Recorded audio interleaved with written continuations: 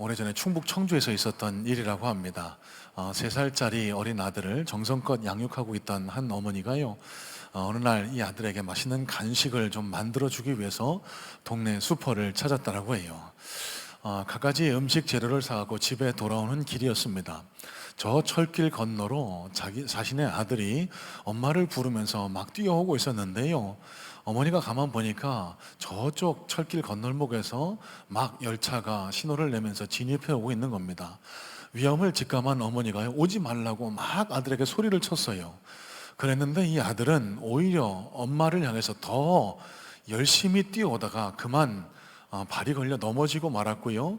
이 아들이 아주 위험한 상황에 처하게 되었던 겁니다. 어머니는 다른 걸 생각할 겨를이 없었습니다. 손에 들려있던 모든 것을 내팽개치고요, 아들을 향해서 뛰어갔고 가까스로 그 아들을 철길에서 내던져서서 아들의 생명은 구했지만 본인은 그만 열차 사고로 세상을 떠나게 되는 그런 일이 있었다라고 합니다. 여러분, 이 어머니가 왜 아들을 대신해 자신의 생명을 희생했을까요? 여러분, 이 세상에 어떤 부모가 이러지 않을 부모가 어디 있겠습니까? 답은 아주 명확합니다. 아들을 지극히 사랑해서 그런 것 아니겠습니까?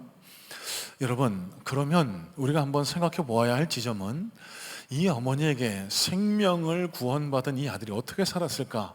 어머니한테 감사했겠죠. 어머니가 곁에는 없지만 어머니를 기억하면서 그 어머니의 사랑에 걸맞은 사람으로 성장하기 위해서 그렇게 애를 쓰고 노력하지 않았겠습니까? 여러분, 오늘 이 자리에 모여 앉아 예배하는 저와 여러분들이 예수님의 생명 대신 구원받은 하늘 백성이란 사실을 잊지 마시기를 주님의 이름으로 축복합니다. 여러분, 그러면 우리에게 하나님께서는 어떤 예배를 받기를 원하실까? 어떤 예배가 드려져야 하나님을 기쁘시게 하고 하나님을 감동시키는 예배가 될 수 있을까? 여러분, 예배 회복 프로젝트의 모든 메시지를 갈무리하는 메시지가 오늘 요한복음 12장을 통해 함께 살펴보게 될 텐데요, 오늘 이 말씀을 통해서 우리의 예배의 자세와 각오와 결단을 새롭게 하는 그런 귀한 은혜가 우리 모두에게 있기를 간절한 마음으로 소망합니다. 자, 먼저 1절 말씀부터 다시 한번 말씀을 살펴봅니다. 1절입니다. 6월절 엿새 전에 예수께서 베다니에 이르시니 이곳은 예수께서 죽은 자 가운데서 살리신 나사로가 있는 곳이라. 자, 여러분, 앞선 요한복음 11장에는요 저와 여러분이 아주 잘 아는 한 사건이 기록되어 있죠. 예수님께서 죽었던 나사로를 다시 살리신 사건. 예수님께서 이 나사로가 죽었다는 소식을 알고도 지체하셨습니다. 그리고 나사로가 죽어 장사 지낸 지 사흘 만에 도착하셔서요, 그 무덤가에 가셔서 나사로야 나오라 했더니 나사로가 그 무덤에서 붕대를 칭칭 감고 살아나오는 놀라운 이적의 역사가 요한복음 11장에 기록이 되어 있습니다. 자, 그런데 이 사건 이후의 말씀을 맥락을 살펴보면요, 이 기적적인 사건 때문에 온 세상의 세간의 이목이 예수님께로 집중이 됩니다. 이 사실을 시기했던 유대인들이 예수님을 죽이기로 본격적으로 공모하고 결의하게 되거든요. 이 사실을 아셨던 예수님께서 에브라임이라는 곳으로 잠시 피난에 가셨다가 다시 베다니로 되돌아오십니다. 자, 여러분, 오해하지 마셔야 할 것은요, 예수님께서 유대인들에게 해코지 피해를 당할까봐 피하신 게 아니에요. 당신의 때를 맞추기 위해서 잠시간 스케줄을 조정하셨다라고 보는 것이 맞습니다. 예수님께서 베다니로 다시 돌아오셨다는 사실이 갖는 의미는 뭘까요? 십자가에 달려 돌아가심으로 당신의 생명을 희생해 그를 따르는 모든 백성을 구원할 각오 결의를 이미 하셨다는 사실을 우리는 깨달을 수가 있습니다. 자, 이어지는 2절입니다. 거기서 예수를 위하여 잔치하세 마르다는 일을 하고 나사로는 예수와 함께 앉은 자 중에 있더라.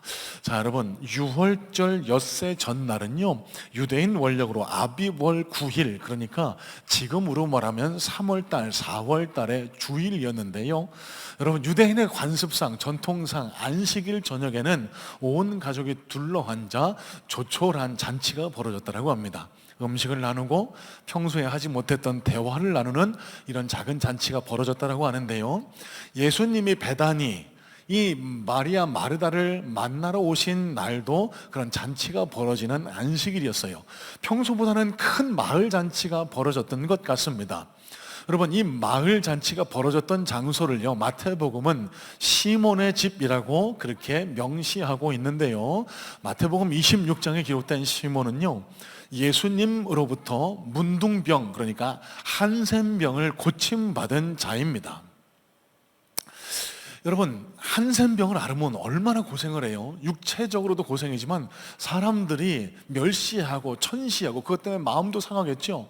그 영육간의 상함에서부터 고침을 받았던 거예요. 생명의 은혜입니다. 그분이 다시 우리 동네에 오셨대요. 시몬이 기꺼이 자기 집을 개방해서 잔치를 열었던 겁니다. 자, 그런데 이 잔치를 같이 열었던 공동 주최자가 있습니다. 바로 나사로의 집안인데요, 나사로 집안 역시 죽었다가 다시 살아났습니다. 얼마나 감사할까요? 그래서 정성껏 예수님께 좋은 것을 대접하기 위한 잔치를 벌였던 거예요. 자, 2절 말씀 보시면은요, 마르다는 일을 했다. 여러분, 어디서 많이 익숙한 장면 아니실까요? 누가복음 10장에 보시면 마리아와 마르다에 관한 이야기가 기록이 되어 있습니다. 마르다는 잔치 준비를 하고 마리아는 예수님 발치에서 말씀을 듣고, 그래서 마르다가 불평하죠. 예수님, 이 동생한테 좀 바빠 죽겠는 나를 좀 도와주라고 해주셔야 되는 것 아닙니까? 그때 예수님이 내비둬라, 마리아가 좋은 걸 택하지 않았냐. 누가복음 10장에 이런 말씀이 기록돼요. 자, 여러분, 그러면 한 가지 궁금해집니다. 이 마르다는 왜 여기 와서 열심히 일을 하고 있었을까? 이 성서학자 중에 일부가요, 이 나병, 그 한센병으로부터 고침받았던 이 집의 주인 시몬과 이 나사로의 동생 마르다가 부부 관계였을 가능성을 제기하기도 합니다. 자, 어쨌든지 간에 이 마르다는 열심히 일을 해서 주님을 대접하고 있었고, 마리아는 주님 발치에서 말씀을 듣고 있었던 것 같아요. 자, 그때 오늘 본문에 중요한 사건, 오늘 본문의 핵심적인 사건이 일어나게 됩니다. 자, 3절입니다. 마리아는 지극히 비싼 향유 곧 순전한 나드 한 근을 가져다가 예수의 발에 붓고 자기 머리털로 그의 발을 닦으니 향유 냄새가 집에 가득하더라. 자, 목사님, 이거 지난주에 봤던 거 아닙니까? 라고 생각하시는 분이 있을 것 같아요. 예, 여러분, 이 한 여인이 예수님 발 아래 옥합을 깨트려 향유를 붓고 예수님 발을 닦은 사건은 사복음서에 공통적으로 기록이 되고 있습니다. 그런데 성서학자들의 대다수의 의견이요, 지난주에 살펴봤던 누가복음 7장의 사건은 별개의 사건이고, 마태복음 26장, 마가복음 14장, 오늘 본문 요한복음 12장의 사건은 공통적인 사건을 기록한 것이라고 그렇게 해석을 하고 있습니다. 왜일까요? 시몬이라는 이름은 똑같지만 이 누가복음 7장에는 바리새인이라고 표현을 하고 있고, 죄 많은 여인이라고 마리아를 표현하고 있는 것을 봐서 이 두 사건, 누가복음의 사건과 다른 복음서가 기록하고 있는 사건은 다른 것이다. 자, 여러분, 중요한 것은 이 마리아가 귀한 향유 옥합을 깨뜨려 예수님의 발을 닦았다는 사실이겠죠. 자, 여러분, 당시 중동은요, 아시는 것처럼 샌들이 주 신발이었습니다. 건조한 사막 기후입니다. 밖에 외출해서 돌아다니게 되면은요, 자연스럽게 먼지가 많이 묻게 되고요, 집에 돌아가게 되면 제일 먼저 하는 일이 손발을 닦는 일. 그래서 집에 손님이 찾아오셔도 제일 먼저 대접하는 과정이 손과 발을 닦을 물을 내어주는 것이었다라고 합니다. 자, 귀한 손님이 오시면은요, 향유도 내줬다라고 하는데, 손을 닦고 지금 핸드크림을 바르시듯이 귀한 손님이 오시면 귀한 화장품을 내서 그 손님이 얼마나 나에게 의미 있는 분인지를 그렇게 표시하는 것이 유대인의 관습이었다라고 합니다. 자, 그런데 이 유대인의 풍습을 감안함에도 불구하고 이 마리아의 행동은 많은 사람들을 깜짝 놀라게 할 특별한 점이 있었던 것 같습니다. 자, 특별한 점이 뭘까요? 첫 번째는 매우 값진 것, 매우 귀한 것을 예수님 발에 깨뜨려 드렸다는 사실입니다. 자, 여러분, 오늘 말씀을 보시면은요, 뒤에 이어지는 가룟 유다의 증언을 통해 볼 때 이 마리아가 예수님 발에 쏟아부은 향유는요, 무려 300데나리온 어치의 것이었습니다. 여러분, 향유는 지금도 그렇지만 향수, 가장 비싼 화장품 중에 하나입니다. 부피, 무게에 비해서 굉장히 값이 비싸죠. 그만큼 추출하기가, 만들기가 어렵다는 뜻이 될 것 같기도 합니다. 여러분, 마리아가 예수님 발에 부은 향유는 나드라고 합니다. 이 나드는 이 포털 검색창에 쳐서 위키백과를 찾아보니까요, 이 나드를 이렇게 기록을 하는데요, 진정, 기능 증진, 항염증, 살균 등의 효과가 있는 일종의 허브로 히말라야 산맥의 고도 3,000에서 5,000m 고산지대에서 생산되던 매우 값비싼 향수라고 그렇게 표현을 합니다. 여러분, 이 당시 시집 가기 전에 여성들이요, 이 나드를요 조금씩 사서 모았대요. 결혼 준비하기 위해서. 이 팔아서 결혼식을 하려고 했는지 아니면 가지고 가려고 했는지 모르겠지만, 이 결혼 예창금을 위해서, 결혼 준비를 위해서 이거를 일평생 동안 모았다라고 합니다. 300데나리온이나 되는 것. 여러분, 지난주에도 말씀드렸는데 한 데나리온이 노동자 하루 품삯이라고 말씀을 드렸어요. 그러면 보수적으로 생각해도 이 300데나리온어치의 향유는, 나드는 적어도 3천만 원, 이 물가, 시세를 감안하면 약 한 5천만 원 정도의 값어치가 있던 물건이라고 생각해 볼 수 있습니다. 여러분, 한번 상상해 보세요. 5천만 원이나 되는 향수, 향품을 예수님 발에 쏟아 부어드렸던 거예요. 여러분 같으면 이해가 되세요? 잘 이해가 안 됩니다. 아니, 어떻게 그런 귀한 물건을, 오늘 설교의 제목을요, 왜 그 비싼 향유를 예수님 발에라고 정해봤거든요. 여러분, 아마 이런 생각들을 다들 하지 않았을까라는 생각을 합니다. 왜 그랬을까요? 생각해 볼 수 있는 첫 번째 이유는요, 앞서 서론에서 말씀드린 것처럼 자신의 생명을 구원해 준 그 은혜, 자신의 오라버니를 죽음 가운데서 구원해 주었을 뿐 아니라 나를 위해 생명을 내어주실 그 주님에 대한 은혜에 대한 감사가 이해할 수 없는 행동을 낳지 않았을까라고 생각해 볼 수 있을 것 같습니다. 자, 또 마리아의 행동에서 이해할 수 없는 행동 하나가 있는데요, 오늘 본문을 보시면 마리아가 머리를 풀어서 향유를 부은 예수님의 발을 닦았다라고 기록을 합니다. 여러분, 이 당시 여인이 머리를 푼다는 행위는요 굉장히 수치스러운 행위였다라고 해요. 머리를 푸는 것은 남편 앞에서나 할 수 있는 것, 그러니까 외출을 하거나 어디 공공장소에서 머리를 푸는 것은 자기의 자존심을 다 내려놓는, 자기가 가늠한 여인임을 자백하는 그런 효과를 가지고 있었다라고 합니다. 실제 민수기 5장에 보면은요, 대제사장이 이 간음죄로 고발돼 온 여인에게 머리를 풀라고 지시했던 것으로 보았을 때, 유대인 사회에서 여인이 머리를 푼다는 것은 이 여자가 부정한 여인이다라는 것을 가리키는 매우 금하는 그런 행동이었음을 알 수 있는데요. 자, 그러면 이 마리아는 왜 그토록 사회에서 금기시하는 자기의 머리를 풀어서 예수님의 발을 닦았을까? 여러분, 자기가 할 수 있는 최고의 정성을 보여드리고 싶었던 거예요.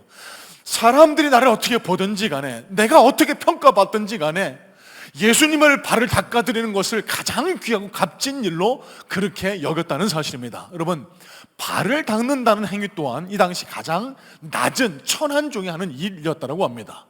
그래서 예수님께서 내가 너희들 발을 닦아줄게, 제자들에게 발을 내밀라라고 했을 때, 아니 어떻게 예수님이 그러십니까? 베드로가 펄쩍 뛰지 않았습니까? 여러분, 가만히 생각해 보세요. 그러면 왜 마리아는 그 비싼 향유를 깨뜨려서 머리를 풀고 낮은 자리로 가서 예수님의 발을 닦았을까요? 예수님에게 가장 귀한 것, 내가 할 수 있는 가장 최선의 모습을 보여드리고 싶었던 겁니다.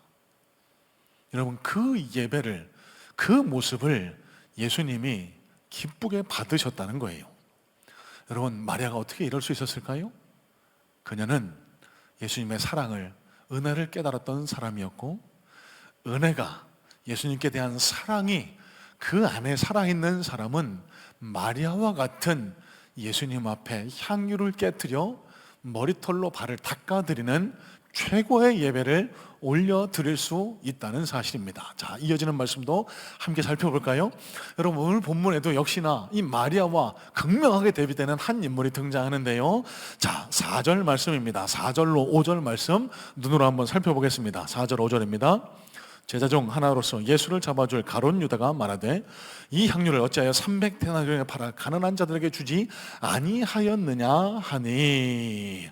자, 여러분, 갑작스럽게 값비싼 향유를 예수님 발에 붓고 머리털로 예수님의 발을 닦았던 마리아의 행위에 많은 사람들이 깜짝 놀라서 거부감을 가졌던 것이 사실이었던 것 같아요. 그런데 예수님이 아무 말씀을 안 하세요.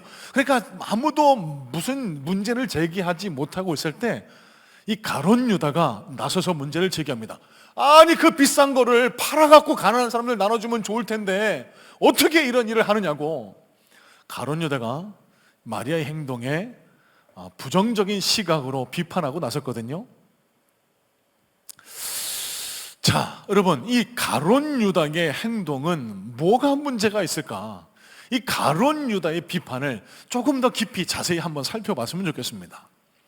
여러분, 실제로 오늘 본문의 사건을 동일하게 기록하고 있는 마태복음 26장과 마가복음 16장에서는 다른 제자들도 똑같이 마리아 행동을 비판했다라고 그렇게 이야기를 합니다. 하지만 오늘 본문을 기록한 요한 사도는요, 이 가룟 유다의 심중에 있는 의도를 적나라하게 고발하고 있거든요. 왜 그럴까요? 가룟 유다가 왜 이야기를 했다라고 요한 사도는 파악하고 있을까요? 자, 6절입니다. 이렇게 말하면 가난한 자들을 생각하면요, 그는 도둑이라 돈깨를 맞고 거기 넣는 것을 훔쳐 가미러라. 자, 여러분, 요한 사도는 이 가룟 유다를 정확하게 파악하고 있었던 겁니다. 4절에서 가룟 유다를 세 단어로 표현하는데요, 첫 번째는 제자 중 하나, 두 번째는 예수를 팔자, 세 번째는 가룟딘, 그리고 6절 말씀에 가서는 그를 도둑, thief라고 그렇게 고발을 합니다. 자, 그러면 가룟 유다의 이 지적, 비판에는 뭐가 문제일까? 여러분, 가룟 유다는 배금주의자였어요. 예수님을 예배하는 것이 아니라 돈을, 물질을 예배하던 그 배금주의자, 물신주의자였습니다. 요한 사도가 그 가룟 유다의 비판을 지적하는 것은 제일 먼저 그는 예수를 사랑한 게 아니라 돈을 사랑하는 사람이라고 그렇게 지적을 했던 겁니다. 그럼 배금주의자, 물신주의자를 영어로 찾아보니까 맘모니즘이라고 표현하기도 하고, 배금주의자를 어떻게 표현하는 줄 아세요? Money worshiper. 여러분, worship이 뭐죠? 예배입니다. 그럼 뭘 예배한다고요? Money, 돈을 예배한다고요. 여러분, 실제로 가룟 유다는요, 돈을 목적으로 예수님을 쫓았던 것 같아요. 예수님을 구주로 바라보고 쫓았던 게 아니고요, 예수님의 돈깨를 맡은 자라고 사도 요한이 고발을 합니다. 아마도 이 12제자를 함께 대동하고 다니시면서 헌금도 하고 후원도 하고 그런 사람들이 있었겠죠. 이 사람들이 좀 먹기도 해야 되고 묵기도 해야 되고 돈을 구제도 해야 되고, 그래서 재정 맡을 자가 아마 제자 중에 필요했던 것 같아요. 가룟 유다가 이 일을 맡았습니다. 그러면서 그는 예수님께로 가져오는 그 물질 가운데, 돈계 가운데 일부를 착복했던 것 같습니다. 자기 배를 불리기 위해서. 이 가룟 유다가 왜 예수님을 따랐을까도 그 목적이 분명해집니다. 예수님이 유다의 왕이 되시면 나는 기획재정부 장관 정도 되지 않을까? 여러분, 어디나 정경유착은 늘 있어 오지 않았습니까? 내가 이 유대계 이 재정부 장관이 되면 큰 돈을 벌 수 있지 않을까? 예수님을 쫓았던 목적은 예수님 그 자체가 아니라 돈을 벌기 위해서 예수님을 쫓았다는 거예요. 그의 배금주의가, 그의 잘못된 사상이 이런 잘못된 비판을 낳았다라고 사도 요한이 지금 고발을 하고 있는 겁니다.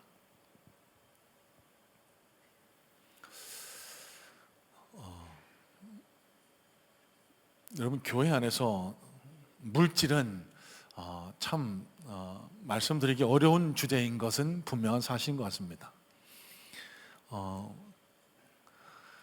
우리 장로님 기도하신 대로 요새 경기도 어렵고 사업에 또 여러 가지 재정적인 어려움을 겪고 계신 분들이 많은데, 교회에서 자꾸 물질, 헌금을 강조하는 것이 부담스러워 헌금에 대한 말씀을 잘 안 드리는 것도 제가 가진 연약함이기도 한데요. 여러분, 오늘 이 가룟 유다의 모습을 통해서 한 가지만은 꼭 짚고 넘어갔으면 좋겠습니다. 여러분, 헌금 많이 하시라고 제가 이 이야기를 꺼낸 건 아니고요.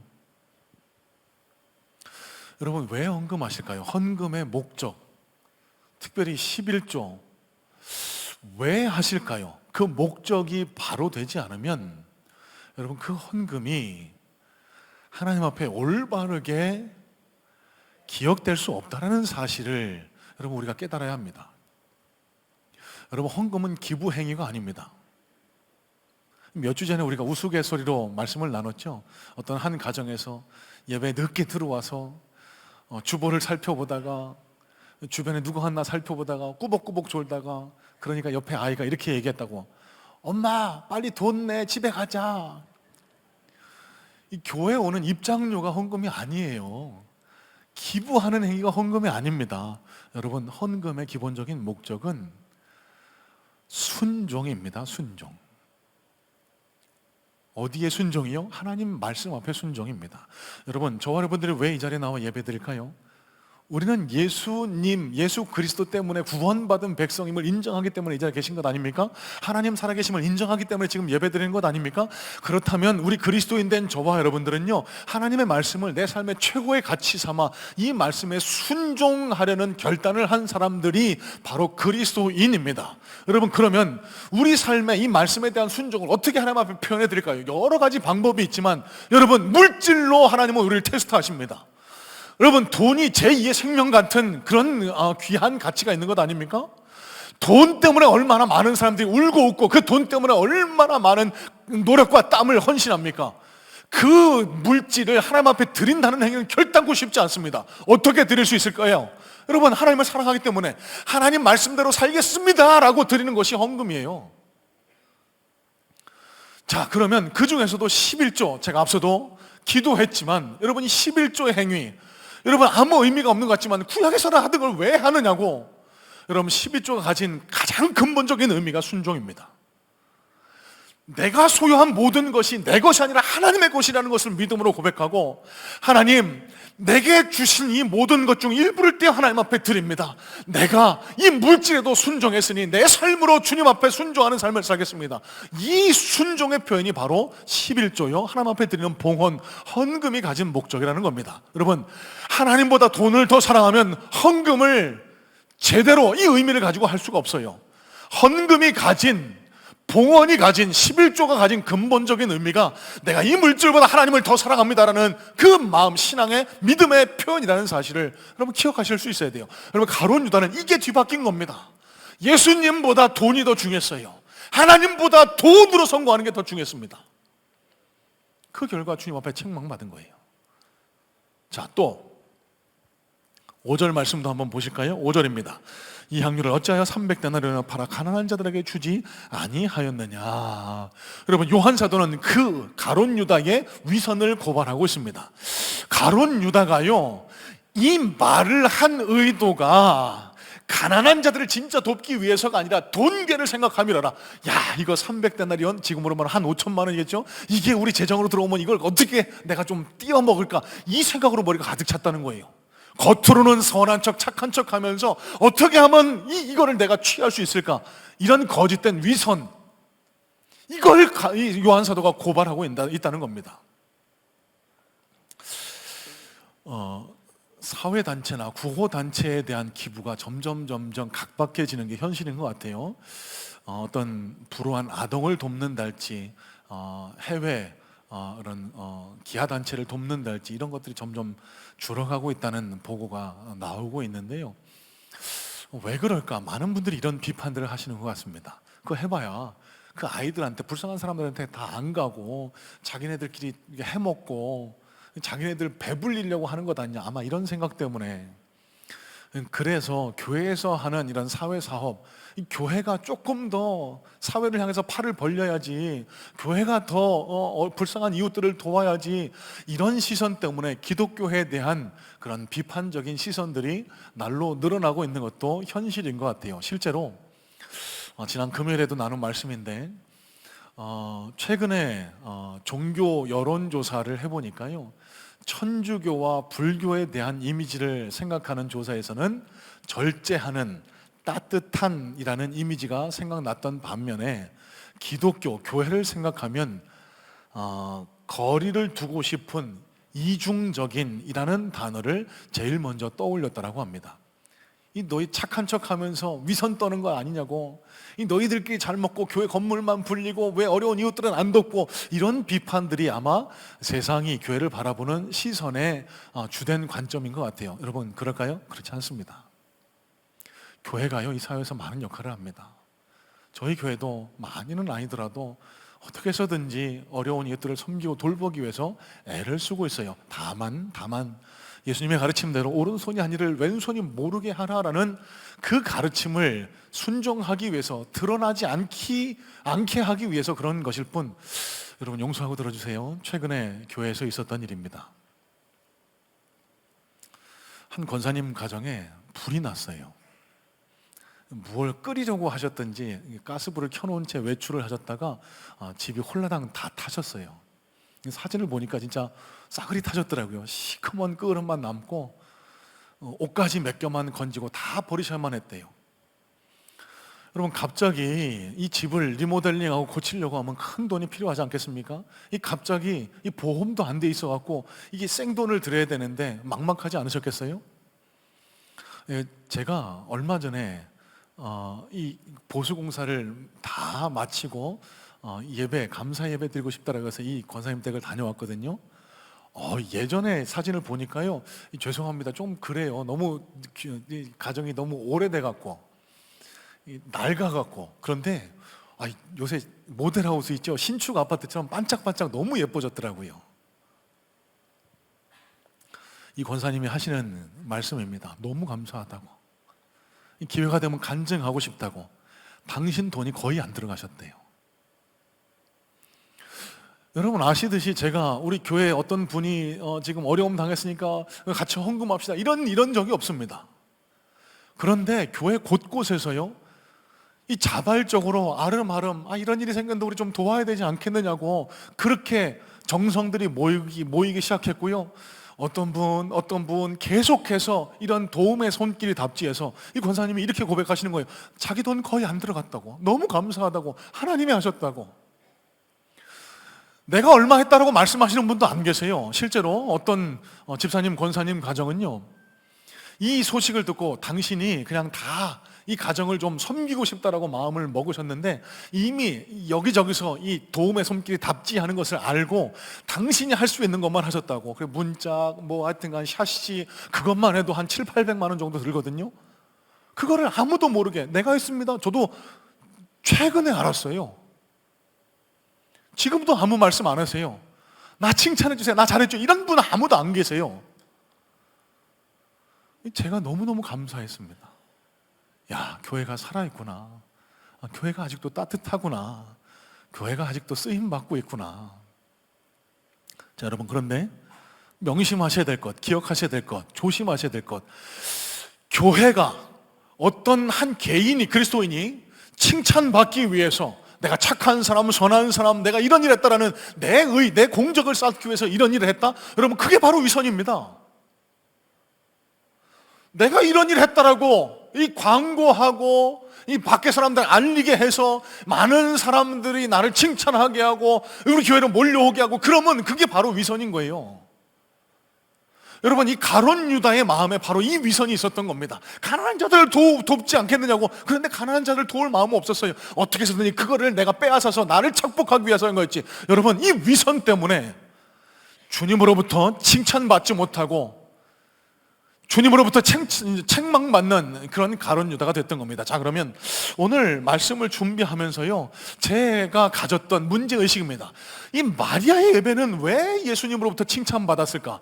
이 가룟 유다는 무엇이 문제였을까? 자, 여러분, 실제로 예수님이 이 마리아의 행위를 크게 칭찬하셨는데요, 오늘 본문의 사건을 공통적으로 다루고 있는 마태복음 26장 13절에 이렇게 말씀이 기록됩니다. 내가 진실로 너에게 이르노니 온 천하에 어디서든지 이 복음이 전파되는 곳에서는 이 여자가 행한 일도 말하여 그를 기억하리라 하시니라.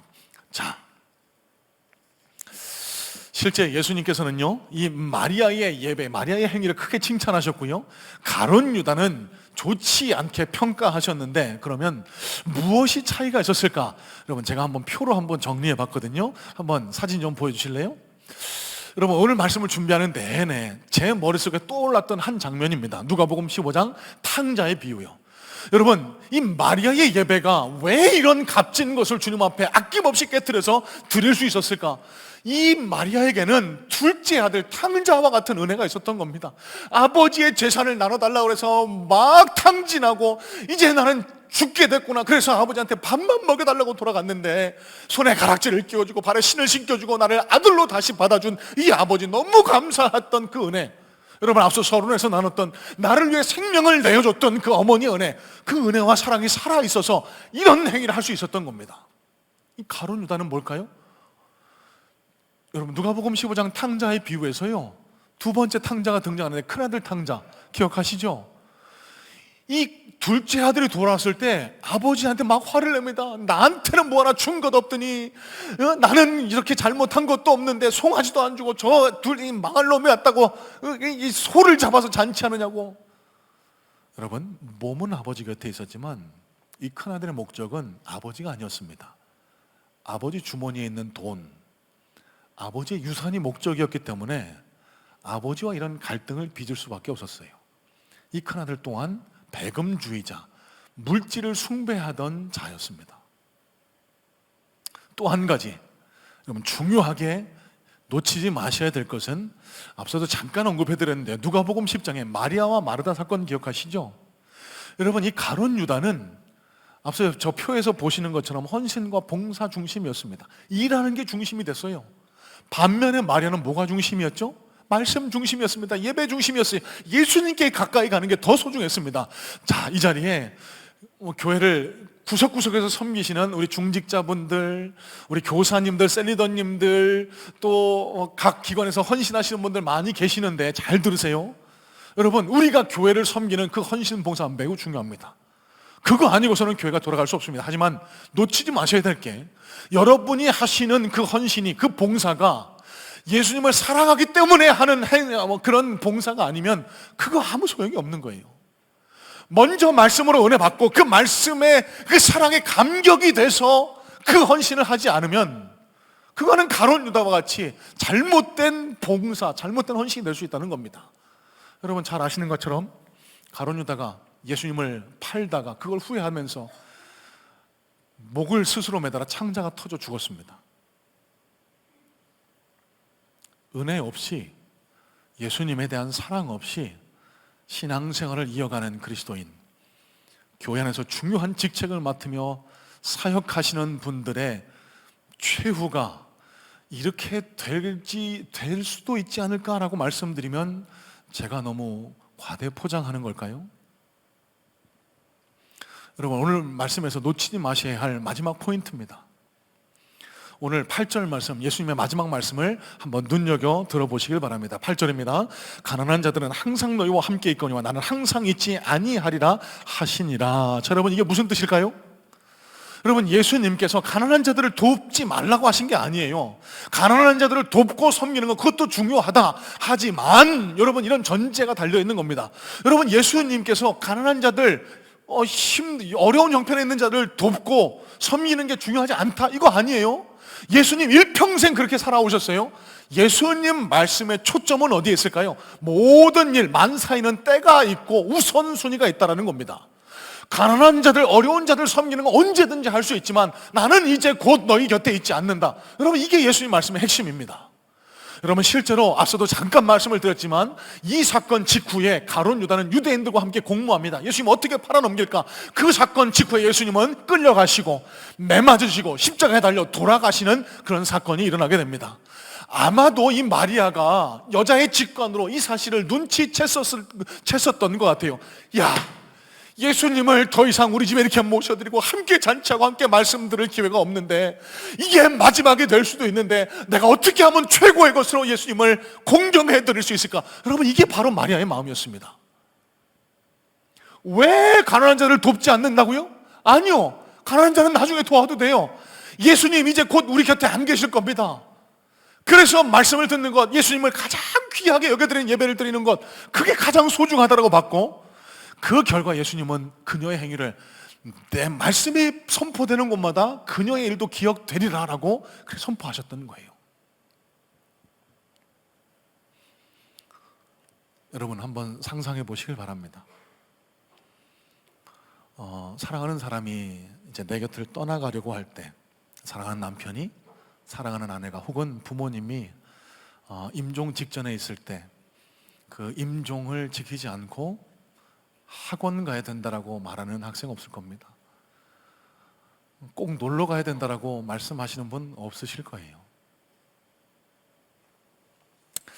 제가 유튜브를 보다가 만일 나에게 단 한 번의 아침이 남아있다면 이라는 책을 소개하는 짤막한 영상을 보게 됐는데요.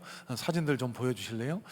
이 영상 속에서 이 책의 내용을 여러 가지로 소개합니다. 그러니까 인생을 오래 살아오신 인생의 선배들이 인생의 후배들한테 조언하는 내용들이에요. 좋은 내용들이 많이 있습니다. 실제로 실패를 두려워하지 말고 시도해라, 즐거운 일을 해라, 여러 가지 조언이 있지만 제 마음과 뇌리에 꽉 박혔던 한 조언이 있는데요. 한번 읽어봐 드릴게요. 시간을 낭비하지 마세요. 시간은 너무나도 빨리 지나가고 모든 순간을 되돌리고 싶어집니다. 다시요. 시간을 낭비하지 마세요. 시간은 너무나도 빨리 지나가고 모든 순간을 되돌리고 싶어집니다. 여러분, 오늘 말씀을 준비하면서 저에게 이런 묵상이 찾아왔습니다. 저에게도 이 땅에서의 삶을 마무리할 그때가 곧 찾아오게 될 텐데 하나님 품에 안기기 전에 나는 무엇을 가장 하고 싶을까? 아마 그 장면을 머릿속으로 떠올려 봤는데요. 아마 사랑하는 가족들을 곁에 두고 저는 이렇게 부탁할 것 같습니다. 찬양 불러달라고, 내가 좋아하는 찬양을 좀 불러달라고, 그리고 찬양이 끝나면 말씀을 좀 읽어달라고.